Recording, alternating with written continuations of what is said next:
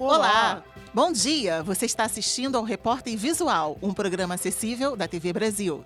E as novidades sobre o nosso programa você também pode acompanhar pelo facebook.com/visual TV Brasil. O Repórter Visual começa agora, o primeiro programa jornalístico da TV brasileira feito em Libras.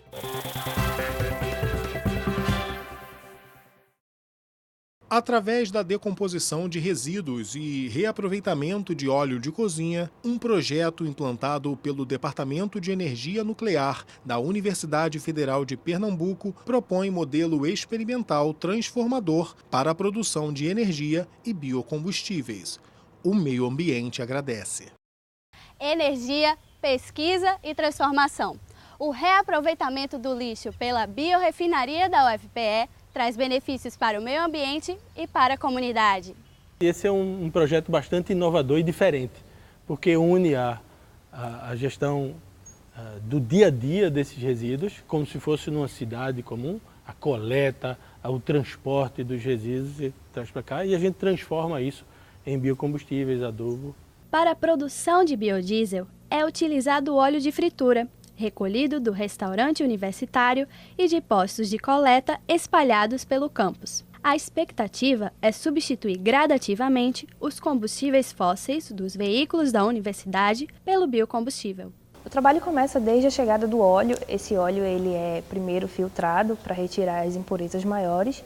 Depois ele vem para cá e a gente trata esse óleo, produz o biodiesel e, por último, a gente trata o efluente gerado. A estimativa de produção de biodiesel será de 3 mil litros por mês. Esse biodiesel, então, será destinado para uso nos tratores e caminhões da universidade e nos geradores elétricos. No campo de compostagem, o adubo orgânico é gerado para fertilizar o solo da horta comunitária, cultivada pelos alunos e técnicos. Os resíduos sólidos também geram o biogás, que, convertido em energia elétrica, visa abastecer a rede do campus. Na estação de biodigestão, nós geramos o biogás, e nós vamos testar esse biogás nessa máquina aqui, que é um gerador também, semelhante a esse, só que para biogás. É possível fazer a gestão adequada dos resíduos de forma sustentável, como a lei determina, e economizar dinheiro e gerar emprego e renda nos municípios. A luta contra a depressão pós-parto acaba de ganhar um aliado. Semana passada, o primeiro medicamento exclusivo para o tratamento da doença foi aprovado nos Estados Unidos. É o remédio Zulresso. Aqui no Brasil, 1 em cada 4 mulheres sofrem de depressão pós-parto e tratam com psicoterapia e, às vezes, com antidepressivos. Mas os sintomas demoram a desaparecer.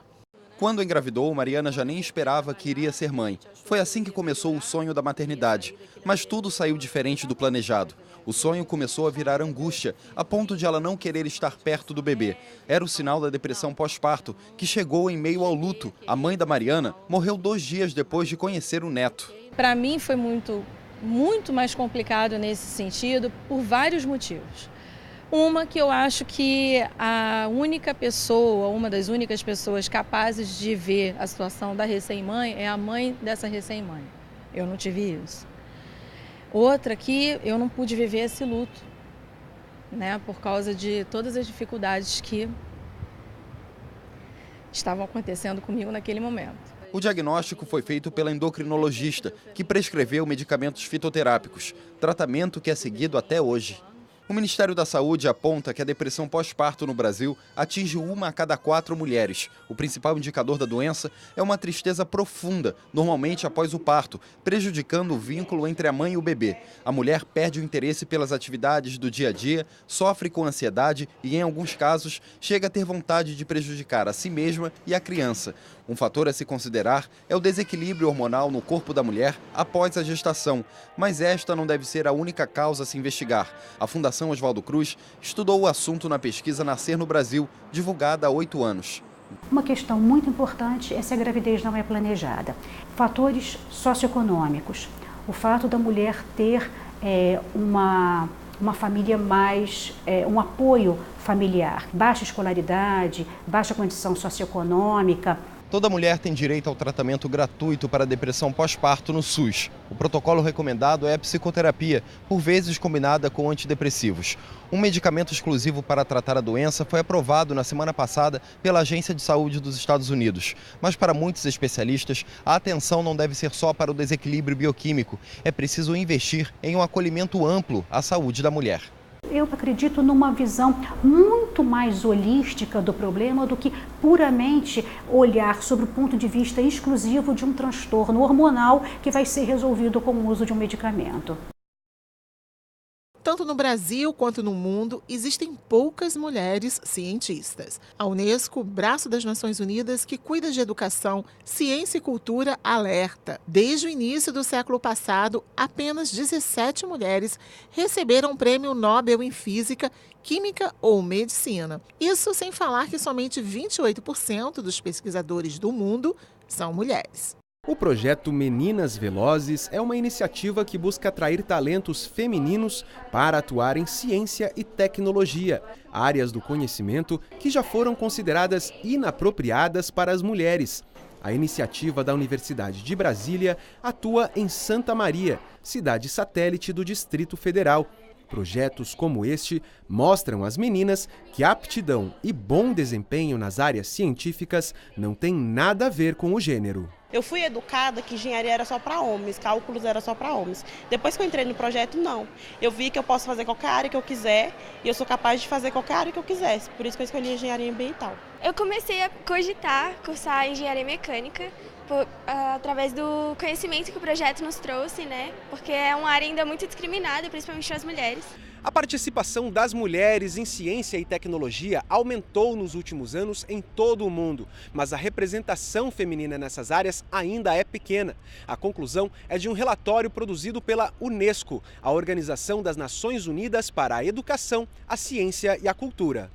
De acordo com a Unesco, as mulheres representam 35% do total de estudantes nas áreas de ciência, tecnologia, engenharia e matemática, o chamado modelo STEM, focado em carreiras científicas. Dentre todas as mulheres que estão no ensino superior, apenas 3% delas estuda tecnologia da informação e comunicação, 5% em cursos de ciências naturais, matemática e estatística, e 8% na área de engenharia, produção industrial e construção. Para a Unesco, a inclusão de mais mulheres na ciência e tecnologia não é apenas uma questão moral, mas também econômica, já que o mundo precisa de mais químicas, físicas, matemáticas e engenheiras. A organização também apontou caminhos para aumentar a representatividade feminina nessas áreas do conhecimento. Para estimular essas meninas a ingressarem nessas carreiras, a quebrar esse estereótipo que fazer ciência é coisa de menino, coisa de homem, né? A segunda questão é também estimular o papel do professor. O papel do professor é fundamental. A Unesco sempre frisa a importância de programas de mentoria, de estímulo naquela relação pessoal entre professor e aluna, para que ele consiga demonstrar a ela que ela pode sim seguir uma carreira de sucesso. Você tem essa questão da esperança, você pensa, não é impossível, eu posso também.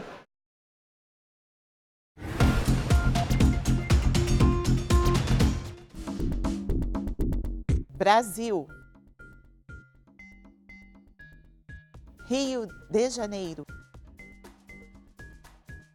São Paulo, Brasília. No Vale do Jequitinhonha, no norte de Minas, um projeto aumenta o acesso da população à água potável. A distribuição de sachês para purificar a água ajuda a reduzir os índices de mortalidade entre crianças e jovens. Água é vida, água é saúde. Mesmo com o planeta Terra sendo composto por mais de 70% dessa substância, mais de 35 milhões de brasileiros não têm acesso à água tratada e de qualidade para o consumo humano. No Vale do Jequitinhonha, uma das regiões mais afetadas por esse problema em Minas Gerais, uma iniciativa começa a mudar esta realidade. O consumo de água contaminada ele afeta diretamente as crianças, principalmente as crianças. Por quê? Primeiro, em relação à saúde diretamente, questões relacionadas à própria saúde, mas também afeta a educação, o desenvolvimento social da criança, o próprio desenvolvimento dela no ambiente comunitário. Em um dos municípios atendidos, nós tivemos uma redução no número de 1.000 pessoas, reduzimos de 78 para um caso de atendimento na área de saúde com CIDs relacionados a problema de água, consumo de água contaminada. Cerca de 20.000 pessoas são atendidas pelo projeto. Dentre elas, quase 6.000 são crianças e adolescentes. O consumo de água limpa e de qualidade não provoca melhorias só na saúde, mas também na forma de consumir este rico bem natural. A família coleta a água do rio, geralmente. Essa água ela é colocada em um recipiente e para cada 10 litros de água ela pode utilizar um sachê. Esse processo ele demora em média 30 minutos, 30 a 40 minutos. E após esse período, essa água já pode ser consumida pela família. Em tempos de desperdício, o medo de ficar sem água sempre assombra a todos. Por isso, é importante ser consciente. O trabalho quando você trabalha com comunidades que estão na situação de vulnerabilidade, você precisa sempre trabalhar numa perspectiva pedagógica, numa perspectiva que você consiga desenvolver esse olhar consciente, ou seja, trabalhar o consumo a partir da necessidade que a família tem e conseguir trabalhar junto com a família todas as questões que são relacionadas ao consumo, dando importância para a saúde, com enfoque sempre na criança. E o Repórter Visual fica por aqui. Pelo WhatsApp você tem um canal direto de comunicação com a gente. Anota aí o número 021 974 522 300. Fica agora com o Repórter Brasil e com tradução em Libras. Tchau, muito obrigada pela companhia. Continue com a gente. Bom dia para você. Tchau.